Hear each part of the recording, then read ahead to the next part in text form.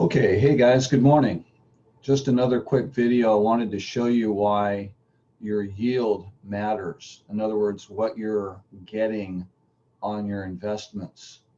Um, some people are getting 5, 6% bonds, high yield bonds. The bond market is not doing very well right now, because of the situation we have going on.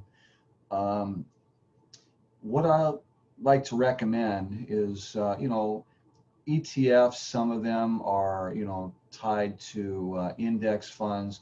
They're not the greatest, but a lot of people like to tout those, and they're getting, between 10 and 12%. My point is, why would you invest in the whole market when the whole market's not doing well? I like to go ahead and invest in mutual funds and ETFs that have a long track record of at least 10 years and that are beating the market. They're not real hard to find, but in another video, I'll show you how to screen for those. But my philosophy is to concentrate on mutual funds and ETFs that have a really good return. The reason for it is because inflation's about 3%. Not now, it's lower than that. It's probably about 1.5%. But usually the Fed likes to try to keep it around 2 and 2.5%. That's about normal, which means that you're losing about 2% on your money or 2.5% of your money every year you keep it in the bank.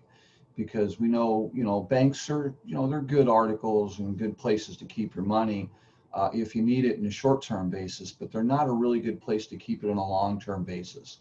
It's kind of like keeping it under your mattress. Not a real good thought-out way to do it. Anyway, let me show you why yield matters real quick. Let's say that you have,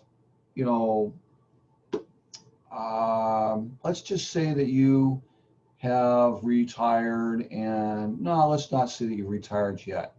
Let's say you have 20 years for retirement and you have $100,000 in your 401k. And you're going to go ahead and you're going to get the average interest rate, or the yield rate as they call it, of, let's just say, 10%, which is what the S&P has done since God was a kid, right? Okay, so you've got 10%. We're going to do a calculation period of 20 years. And we're not going to put anything monthly in. And you can see that you'd have $723,000, excuse me, 732,000, almost 733. Not bad, pretty good retirement, right? But the average that they say that you should pull out of your retirement per year is 4%. Now, if you're only making 10% and inflation is 3%, that only gives you a 7% yield, because you're taking what you're getting, your rate, minus inflation, which gives you a 7% yield, and you're taking 4% out of that. Okay, that works, but let's just say if we have another 2008 and a 2009 when everything went down. I mean, that was crazy. I mean, everybody had a real tough time then. And I hope we never go through that again, but we seem to go through that about every 7 to 10 years. Anyway, if you could get a better yield, you're doing okay. I mean, this is not bad. And the funny thing is that the volatility isn't that much difference between the 10% rate that you're getting and the 21 to 25 or more. This year I've made over 100% on my mutual funds and ETFs. And I'll post a list of some of them below the video when I post it, just so you can see what I'm talking about, because yield is very important. The other thing is that these mutual funds and these ETFs, they have an active manager who basically will manage your funds for you and buy and sell and move funds around And so you don't have to do it. So you're literally paying for a money manager to manage your funds for you. And you don't need to. Give you an example of why I think this is important. The stock market roughly is down about 10% right now in September as I'm making this video. And my funds are down about 2 to 2.5%. So they're down less than the whole market. And if you were in an ETF that was an index fund or a mutual fund that was an index fund, I get it. Low fees are always great, right? I mean, 2%, hey, that's great. You can't beat it.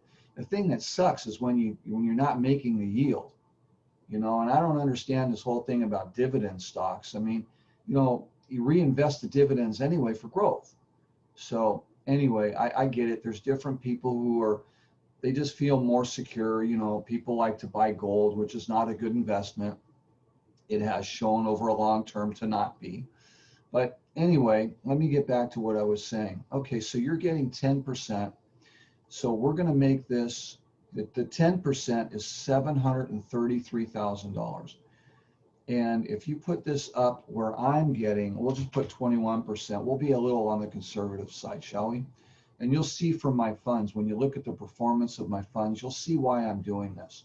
And that's not to say that you'll get this every year, but with quantitative easing happening and all this money going into our federal government, what do you think is going to happen with real estate, with stocks, with all your investments, including, rent?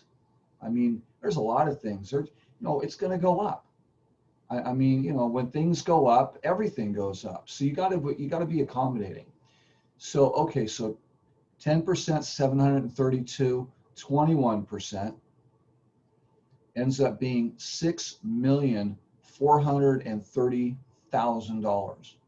Okay, and you literally become a millionaire after year 12.